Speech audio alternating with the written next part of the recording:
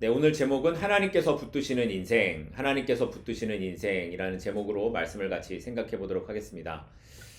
어, 우리는 살아가면서 많은 뉴스들을 듣게 됩니다. 그런데 그 뉴스 중에는 어떤 것들은 참 믿기 어려운 일들이 일어났다라는 그런 이야기들도 있습니다. 예를 들면 어떤 사람이 등산을 하다가 절벽에서 떨어지는 사고가 일어났어요. 그런데 구조대가 도착을 해서 보니까 그 사람이 멀쩡하게 살아있는 겁니다. 물론 다치기는 했지만 그렇게 심각한 상황이 아니었어요. 그래서 왜 이렇게 이 사람이 멀쩡했을까? 이 사람이 어떻게 살았을까? 그 이유가 뭔지 찾아봤더니 그 절벽 중간에 나무 한 그루가 있었고 그 사람이 떨어지면서 그 나무가 그의 몸을 받아내어 떨어지는 속도를 줄여서 살 수 있었다라는 겁니다. 사람들은 이런 이야기를 들으면 그 사람 참 운이 좋았어. 이런 기적 같은 일이 일어날 수 있었을까? 라고 말을 하지만 성도들은 그게 정말 우연일까? 라고 생각을 하는 거죠. 하나님께서 그를 살리셔야 하는 어떤 이유가 있었던 것이 아닐까 하고 생각해 보게 됩니다. 이처럼 우리의 삶에서도 예상치 못한 순간에 나를 받아내는 어떤 도움의 손길을 경험하게 될 때가 있습니다. 뭔가 분명히 설명은 할 수 없는데 설명할 수 없지만 분명히 나를 붙잡고 있는 어떤 힘이 있다라는 걸 우리는 경험할 때가 있습니다. 그리고 어떤 사람은 그 상황 속에서 하나님을 생각하고 어떤 사람은 이건 우연이야 라고 생각하는 겁니다. 그리고 이 차이는 우리의 인생이 누구에게 붙잡힌 인생인가를 알 수 있게 합니다. 그렇다면 여러분은 지금 누구에게 붙들린 인생을 살아가고 계십니까? 지난주에 우리는 창세기 41장 1절에 만 2년 후에 라는 말로 시작되는 이 요셉의 잊혀짐의 시간을 생각해 봤습니다. 감옥에서 나갈 수 있을 것이라고 기대했던 요셉이 아무 일도 일어나지 않는 2년의 시간을 그냥 보내게 되죠. 그러나 그 시간 역시도 누구의 시간이었다고요? 하나님의 시간이었습니다. 사람에 대한 마지막 기대가 사라지게 되는 시간이 흐르고 나서야 하나님께서는 요셉을 역사의 무대로 세우시는 일을 시작하셨다라는 걸 살펴봤습니다. 그런데 그 시작이 뭐였습니까? 바로가 꿈을 꾸는 거였죠. 바로가 몇 번의 꿈을 꿨다고요? 2번 꿈을 꿨는데 첫 번째 꿈은 나일 강가에서 살찐 암소와 파리하고 흉한 그런 암소가 있는 꿈을 꿨고요. 두 번째 꿈은 무성한 이삭이 있는 것과 마른 이삭이 등장하는 그런 꿈이었습니다.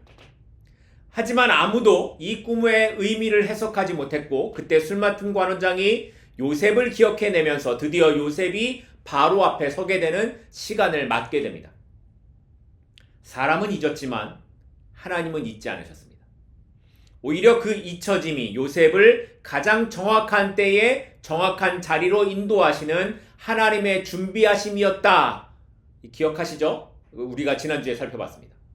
그렇게 요셉은 감옥에서 나와서 옷을 갈아입고 애굽의 왕 앞에 서게 되었지만 그는 그 자리에서도 자신을 드러내지 않고 오직 누구의 이름을 드러냅니까? 하나님의 이름을 드러냅니다. 바로의 질문에 대해 이건 내가 아니라 하나님께서 하실 것이다 라고 말함으로써 하나님이 어떤 분이신가를 애굽 왕 앞에서 드러냈던 거였습니다. 그리고 요셉은 그렇게 바로의 꿈을 해석하는 것에서 그치지 않고 그 꿈에 나타난 일을 대비하는 지혜까지 바로에게 제시를 합니다. 어떻게 했죠? 지혜로운 사람을 세워서 7년 풍년 동안 잘 대비를 하고 7년 기근을 넘어가야 된다라는 말이었습니다. 그리고 이어지는 오늘 본문의 내용은 이 말을 들은 이제 바로와 신하들의 반응으로 시작됩니다. 요셉의 해결 방법을 들은 바로와 신하들은 요셉의 말이 가장 좋은 방법이라고 생각을 했고 바로는 요셉보다 더 명철하고 지혜 있는 사람이 없다라고 말을 한 후에 요셉을 애굽을 다스리는 총리로 세웠습니다. 그리고는 자신의 반지를 요셉에게 끼워주고 왕실에서만 입을 수 있는 세마포 옷을 그에게 입히고 왕의 병거를 타게 한 후에 모든 사람들이 요셉 앞에서 다 엎드리게 했습니다.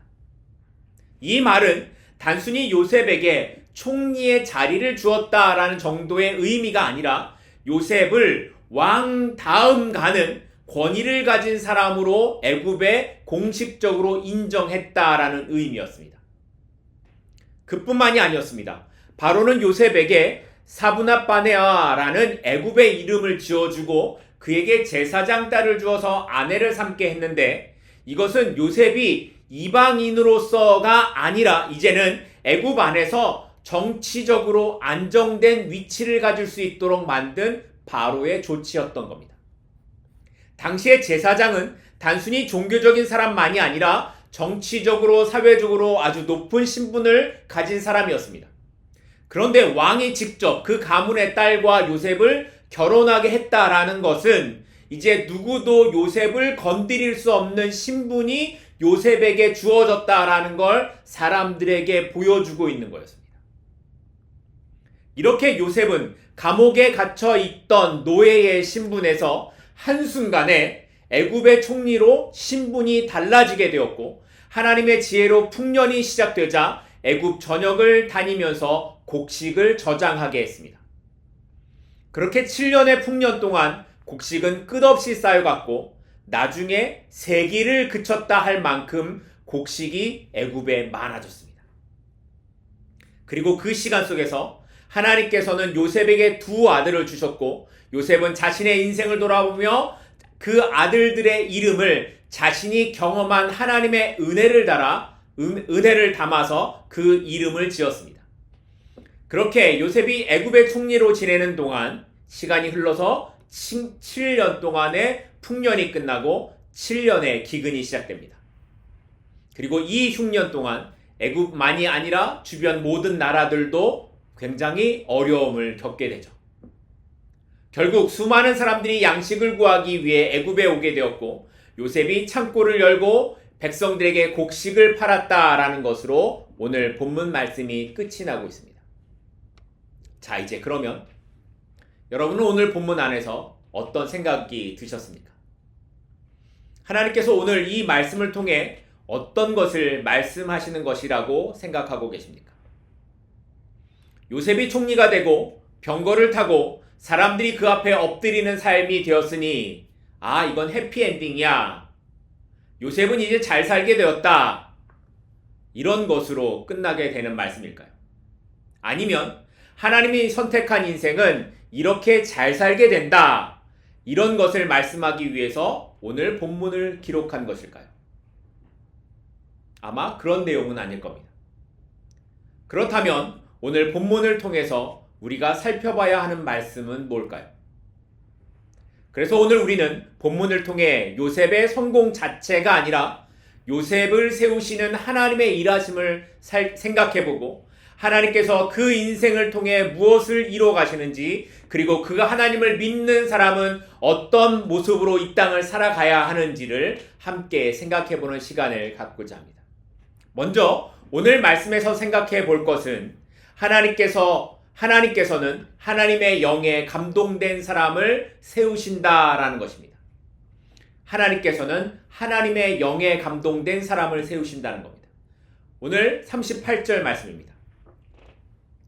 바로가 그의 신하들에게 이르되 이와 같이 하나님의 영에 감동된 사람을 우리가 어찌 찾을 수 있으리요 하고, 여기서 하나님의 영에 감동되었다라는 표현은 히브리어로 루아흐 엘로힘이라고 쓰는데, 이 말은 영적으로 무슨 뛰어난 능력이 있다라는 그런 표현이 아니고요. 루아흐는 바람, 호흡이란 뜻이어서 직역하면 그 안에 하나님의 영이 있는 사람, 하나님의 호흡이 있는 사람, 이런 뜻으로 해석할 수 있습니다. 그리고 이런 표현은 주로 하나님의 특별한 일을 맡은 사람들, 예를 들면 모세나 다윗 같은 사람들, 그리고 성막을 만들었던 사람들에게 사용될 때 쓰였던 말입니다. 그러니까 이 말은 하나님께서 택하신 사람들에게 하나님의 영을 불어 넣으심으로 특별한 능력을 나타내 보이시고, 그로 하여금 하나님의 뜻을 이루어 가신다는 말씀입니다. 그래서 바로와 신하들이 요셉을 보면서 이와 같이 하나님의 영에 감동된 사람을 우리가 어떻게 다시 찾을 수 있겠느냐라고 했던 겁니다. 그런데 여러분, 사실 당시 이 바로 주변에 얼마나 뛰어난 사람들이 많이 있었겠습니까? 애굽은 당시에 가장 힘 있는 나라였고, 바로는 마치 신처럼 여겨지던 사람이었습니다. 그러니 그 주변에 얼마나 뛰어난 사람들이, 지혜 있는 사람들이, 박사들이 많이 있었겠습니까? 하지만 그 모든 사람들이 요셉 앞에 고개를 숙이고 요셉의 말이 옳다고 동의할 수밖에 없었다라는 겁니다. 이렇게 하나님의 사람은 내가 뛰어나기 때문이 아니라 하나님께서 그 사람 안에서 역사하실 때에 그가 하나님께 쓰임받는 인생이 되는 것입니다. 내 실력이 좋거나 스펙이 좋거나 인맥이 좋아서가 아니라 하나님의 영이 내 안에 거하실 때 비록 내 현실은 초라해 보여도 심지어 요셉처럼 가장 낮은 자리에 있다고 해도 하나님께서 일하시면 그때부터 그 인생이 달라지기 시작한다라는 겁니다. 왜냐하면 하나님의 영이 머무는 순간 그때부터 인간의 조건을 넘어서는 길이 열려지기 때문입니다. 그래서 하나님께 붙잡힌 사람은 자신을 자랑하지 않고 또 반대로 자신을 비관하지도 않습니다. 오로지 우리의 고백은 하나님께서 하셨다라는 것 외에는 말할 것이 없기 때문입니다. 그래서 오늘 본문이 우리에게 묻고 있는 것도 이런 것입니다. 지금 나의 인생 속에서 나타나고 있는 게 무엇인가? 나의 인생에서 내가 붙잡고 있는 게 무엇인가? 나의 인생에서 가장 중요한 것이 무엇인가 하는 것을 묻고 있는 겁니다. 우리의 인생을 붙잡고 있는 게 환경인지 사람인지 아니면 물질인지 아니면 정말로 하나님의 영이 나를 이끌고 가고 있는지를 확인해 봐야 한다라는 겁니다. 사람들이 요셉의 말을 듣고 그를 인정할 수밖에 없었던 이유는 요셉의 스펙이나 말의 능력 때문이 아니라 그의 안에 하나님의 영이 함께 하셨기 때문이었습니다. 그리고 그 하나님의 영은 오늘도 우리 안에 계시며 우리의 걸음을 이끄시고 때때로 우리가 하는 말 한마디에도 설명할 수 없는 지혜를 더하십니다. 그래서 하나님의 영이 함께 하심을 믿는 사람은 내가 가지고 있는 조건이 아니라 하나님께 시선을 두고 살아갈 수밖에 없습니다. 그리고 그 삶의 인생은 두려움이 아니라 믿음의 길이 되고 불안과 걱정이 아니라 담대함과 순종으로 삶을 살아가게 되는 것입니다. 바라기는 우리의 삶이 요셉처럼 하나님의 영이 함께 하시는 인생이 될 수 있기를 소망합니다. 내가 어떤 상황에 있든지 간에 그 현실에 묻혀있는 인생이 아니라 그 속에서도 하나님의 영이 나를 붙잡고 계심을 믿으며 하나님의 일하심에 시선을 두고 살아가는 우리 모두가 될 수 있기를 소망합니다. 왜냐하면 하나님이 우리를 붙잡으시면 무너지지 않습니다. 하나님이 우리를 이끄시면 우리의 길이 실패가 아니기 때문입니다. 그러니 오늘 하루도 그 하나님께 붙잡힌 바 되어서 하나님의 길을 기대하며 살아가는 우리 모두가 될 수 있기를 주님의 이름으로 축복하고 소망합니다. 두 번째로 오늘 말씀에서 생각해 볼 것은 성도의 사명은 주어진 자리에서 최선을 다하는 것에서 시작된다라는 겁니다. 오늘 본문 46절 말씀입니다. 요셉이 애굽왕 바로 앞에 설 때에 30세라 그가 바로 앞을 떠나 애굽 온 땅을 순찰했다. 요셉이 애굽의 총리가 되었을 때 나이가 몇 살이라고요? 30살이요. 요셉이 30살의 젊은 나이에 애굽에서 바로 다음으로 가장 높은 위치에 오르게 되었고 바로의 반지를 끼고 왕이 입는 세마포 옷을 입었으며 금목걸이를 걸고 수레를 타고 거리를 행진하는 경험을 합니다. 말 그대로 요셉 아래에 모든 사람들이 엎드려야 하는 그런 위치에 오르게 된 겁니다. 자, 그러면 보통 사람들은 이렇게 젊은 나이에 이렇게 성공의 위치에 올라가게 되면 어떤 마음이 들까요? 아, 이제 다 되었구나. 내가 다 이루었구나. 이런 마음을 들 겁니다. 그리고는 나에게 억울한 일을 한 사람을 찾아서 복수를 하고 싶은 마음이 들기도 하고 이제 자기가 하고 싶은 것들을 해야겠다라는 생각을 하기도 하고 뭐 그런 마음이 들 겁니다. 젊은 나이에 이런 권력을 갖게 되면 누구라도 자신의 욕심을 채우고 싶은 마음이 들 수 있습니다. 하지만 요셉을 보면 요셉은 그렇게 살지 않습니다. 억울한 옥살이를 하게 만들었던 보디발의 아내를 찾아가지도 않고 자신의 지위를 이용해서 뭔가를 하려고 하지도 않습니다. 대신에 그가 한 일은 뭐냐면 총리가 되자마자 즉시 애굽 땅을 다니며 땅을 돌아보고 풍년의 시간 동안 곡식을 모으고 다가올 기근의 때를 준비하는 것에 전념을 할 뿐이었습니다. 그러니까 요셉의 관심은 내가 얼마나 많이 높아졌는가 하는 것에 있는 것이 아니라 하나님께서 나를 이곳에 보내신 이유에 대한 책임을 다하기 위해 살아갔던 겁니다. 그는 자신이 있는 이 총리의 자리가 하나님의 뜻을 이루기 위한 자리라는 사실을 분명히 알았습니다. 그래서 자신을 위한 삶이 아니라 자신이 해야 하는 삶을 살아갔던 겁니다. 그런데 요셉의 일생을 돌아보면 요셉의 이런 행동은 이번 한 번만이 아니었습니다. 그가 총리가 되었기 때문에 이런 행동을 한 것이 아니라 그의 삶의 힘든 순간에서도 그는 주어진 자리에서 최선을 다하는 삶을 살았더랬습니다. 애굽에 팔려가 보디발의 노예의 자리에 있을 때에도, 억울한 누명을 쓰고 감옥에 있을 때에도 요셉의 삶은 항상 똑같았습니다. 그가 지난 13년의 시간 어느 곳에서도 요셉에겐 편하고 쉬운 시간이 없었지만, 그러나 그는 그 자리에서도 자신의 삶을 비관하지 않았고 오히려 주어진 그 자리에서 최선을 다해 맡겨진 일을 감당했습니다. 종의 자리에 있었지만 최선을 다해 보디발을 섬겼고, 감옥에서는 간수장이 감옥의 모든 죄수를 요셉에게 맡길 정도로 자신에게 주어진 일을 성실하게 감당했습니다.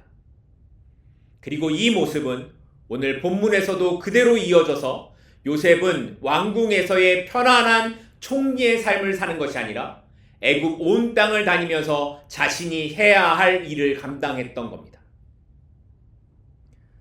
우리는 하나님의 사명을 감당해야 된다는 삶을 살아야 된다고 할 때 사도 바울처럼 뭔가 대단한 일을 해야 된다라고 생각할 때가 있습니다. 그러나 하나님께서 사용하시는 사람은 오늘 내가 있는 자리에서 최선을 다해 살아가는 것에서 시작한다라는 겁니다. 나에게 주어진 상황과 시간 속에서 성실하게 맡겨진 역할을 감당하는 것이 바로 요셉과 같은 삶의 길을 가는 것입니다. 만약 요셉에게 보디발의 노예의 시간이 없었다면, 만약 요셉에게 감옥에서의 보내는 시간이 없었다면 요셉이 총리의 시간을 잘 살아갈 수 있었을까요? 설사 요셉이 총리가 되었다라고 해도 요셉은 오늘 말씀처럼 그런 삶을 살아가지 못했을 겁니다. 예전에 보면 간혹 청년들이 뜨거운 열정을 가지고 하나님께서 나에게 어떤 사명을 주시기만 하면 내가 그것을 감당할 수 있다고, 하나님 나에게 세계를 주십시오, 비전을 주십시오, 이렇게 자신 있게 말하는 것을 볼 때가 있었습니다. 그런데 더 큰 사명을 기다리기 전에 하나님이 우리에게 원하시는 건 내가 있는 자리에서 충성하지 못하는 사람은 어떤 것도 할 수 없다는 것을 말씀하고 계시는 겁니다. 그래서 오늘 우리에게 중요한 것은 하나님께서 나를 어떻게 사용하실까 하는 데 초점이 있는 게 아니라 하나님께서 지금 나를 어디에 두고 계시는가를 생각해야 한다는 겁니다. 하나님의 일하심은 현재가 없는 미래가 아닙니다. 지금을 감당하지 못하는 사람에겐 하나님은 그 다음을 준비하시지 않습니다. 그 다음은 그에게 제대로 감당할 수 없기 때문입니다. 그래서 예수님께서도 이렇게 말씀하셨습니다. 누가복음 16장 10절입니다. 지극히 작은 것에 충성된 자는 큰 것에도 충성되고 지극히 작은 것에 불의한 자는 큰 것에도 불의하니라. 또 마태복음 25장 21절을 보면 그 주인이 이르되 잘하였도다 착하고 충성된 종아, 내가 어떤 일에 충성하였음에 적은 일에 충성하였음에 내가 많은 것을 내게 맡기리니 내 주인의 즐거움에 참여할지어다. 요셉이 바로 이런 삶을 살았습니다. 그는 아무도 보지 않아도 그곳에서 하나님께서 계심을 알았기에 하나님 앞에서 살아가는 마음으로 자신에게 맡겨진 일을 감당했던 겁니다. 바라기는 오늘 우리의 삶이 하나님 앞에서 살아가는 삶으로 나에게 주어진 하루의 시간에 최선을 다하는 삶이 되기를 소망합니다.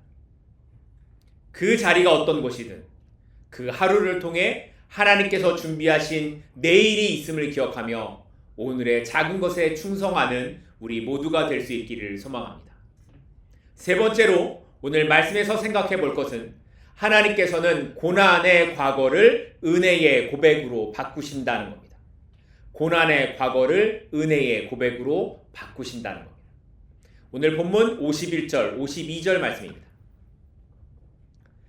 요셉이 그의 장남의 이름을 므낫세라 하였으니 하나님이 내게 내 모든 고난과 내 아버지의 온 집 일을 잊어버리게 하셨다 하며 차남의 이름을 에브라임이라 하였으니 하나님이 나를 내가 수고한 땅에서 번성하게 하셨다 함이었더라. 요셉은 총리가 된 후에 두 아들을 얻게 됩니다. 그리고 두 아들의 이름을 통해서 자신이 살아온 지난 시간을 어떻게 해석하고 있는지를 우리에게 보여주고 있습니다. 장남의 이름을 뭐라고 불렀다고요? 므낫세라고 하죠. 그런데 그 뜻이 하나님이 내 모든 고난과 내 아버지의 집의 일을 잊어버리게 하셨다라는 뜻입니다. 그런데 여러분, 요셉에게 일어난 그 일들이 정말 요셉이 잊어버릴 수 있는 것이었습니까? 형들이 자신을 죽이려고 하다가 결국에 노예로 팔아버렸고 누명을 쓰고 감옥에 갇혔고 했던 그 13년의 시간들이 정말 잊어버릴 수 있는 그런 일들이었습니까? 그런데도 요셉이 아들을 낳고 고백했던 말이 뭐였다고요? 하나님께서 다 잊게 하셨다라는 겁니다. 그러니까 여기서 요셉이 잊었다라는 건 기억이 사라져서 기억하지 않게 되었다라는 뜻이 아니라 그 상처와 아픔이 더 이상 자신을 지배하는 삶을 살지 않았다라는 겁니다. 과거의 사건은 존재해요. 그러나 그 사건이 내 마음을 흔들지 못하고 그 감정에 휘둘리지 않으며 그 일이 자신의 인생의 걸림돌이 되지 않는 것으로 존재하게 되었다라는 것을 말하고 있는 겁니다. 상처는 있는데 그 상처가 힘이 없다라는 거예요. 그리고 그것을 요셉은 하나님께서 잊게 하셨다라는 말로 고백하고 있는 겁니다. 그런데 어떻게 요셉이 그럴 수 있었을까요? 13년 동안 겪었던 그 모든 고난과 아픔을 어떻게 이렇게 잊었다라고 할 수 있었던 걸까요? 그건 요셉의 의지가 아니라 요셉의 고백처럼 하나님께서 하신 일이었기 때문이었습니다. 하나님께서는 요셉의 생각 안에 새로운 해석을 주셨고 그래서 고난이 자신에게 주신 복이었다라고 고백하게 하셨던 겁니다. 그래서 요셉은 지난날의 아픔을 원망으로 남겨두지 않고 그 모든 일들 가운데에 하나님의 일하심이 있었음을 고백할 수 있었던 겁니다. 그런데 혹시 우리의 마음에도 이런 아픔들이 있지 않으십니까? 우리의 마음에서 여전히 풀리지 않는 그런 상처들이 있지 않으십니까? 그렇다면 하나님 앞에 내려놓고 그 아픔과 상처들을 하나님께서 치유하시기를, 하나님께서 기억나게 하지 않으시기를 기도하십시다. 요셉의 아픈 과거가 현재를 삼키지 않고 하나님께서 잊게 하셨던 것처럼 오늘 우리를 만지시고 우리의 마음을 치유하셔서 과거를 바라보는 우리의 시선이 달라지고 그 모든 아팠던 감정마저도 하나님께서 은혜로 바꾸심을 고백할 수 있는 우리 모두가 되기를 축복하고 소망합니다. 그렇게 요셉의 이 과거의 아픔이 아닌 하나님의 일하심을 보게 되었을 때 그는 두 번째 아들의 이름을 에브라임, 열매 맺다, 번성하다 라고 불렀습니다. 요셉은 자신이 이렇게 된 모든 것이 하나님의 은혜임을 알았습니다. 그래서 나를 이렇게 번성하게 하신 분은 하나님이시라고 그 아들을 부를 때마다 하나님께서 열매 맺게 하셨다, 하나님께서 번성하게 하셨다라고 고백했던 겁니다. 요셉은 여전히 애굽에 있었지만 이제 그 땅은 더 이상 고난의 땅이 아니었습니다. 그가 살고 있는 애굽이란 상황은 변하지 않았지만 하나님께서는 요셉을 구원하시기 위해 그를 가나안 땅으로 옮기시는 게 아니라 애굽에서 여전히 애굽에 있지만 그 애굽에서 가장 높은 곳으로 위치를 바꿔주셨습니다. 우리의 삶에서 일하시는 하나님의 모습도 마찬가지가 아닐까 하는 생각을 해보게 됩니다. 가나안으로 돌아가야 하는 그 회복을 우리는 기대하지만 하나님은 가나안으로 돌아가는 것이 아니라 여전히 네가 있는 그 애굽에서 내가 너를 세울 거야 라고 말씀하시는 겁니다. 하나님께서 함께 하시면 우리가 어디에 있든지 그곳이 은혜의 자리가 되게 한다라는 뜻입니다. 이것이 하나님의 일하시는 역사입니다. 하나님께서는 얼마든지 우리의 삶의 자리에서 에브라임의 시간을 만들어 가시는 분이십니다. 나의 조건과 상황과 관계없이 하나님께서 함께 하시면 그곳에서 하나님이 열매를 맺게 하시고 그곳에서 우리를 번성케 하게 하실 줄을 믿습니다. 그러니 우리의 현실보다 하나님께서 이끌어 가시는 이 도우심을 기대하고 바라보십시다. 비록 나의 현실은 여전히 애굽에 있는 것 같아도 그 상황을 바꾸셔서 번성케 하시는 하나님을 기대하고 소망하며 살아가는 우리 모두가 될 수 있기를 간절히 소망합니다. 하나님께서 우리의 아픔과 과거와 상처를 잊어버리게 하시고 끝내는 그 자리에서 하나님이 우리를 번성케 하시는 하나님, 축복해 주시는 그 하나님을 우리가 기대하며 오늘 하루를 주님과 함께 동행하는 우리 모두가 될 수 있기를 축복하고 소망합니다. 기도하겠습니다.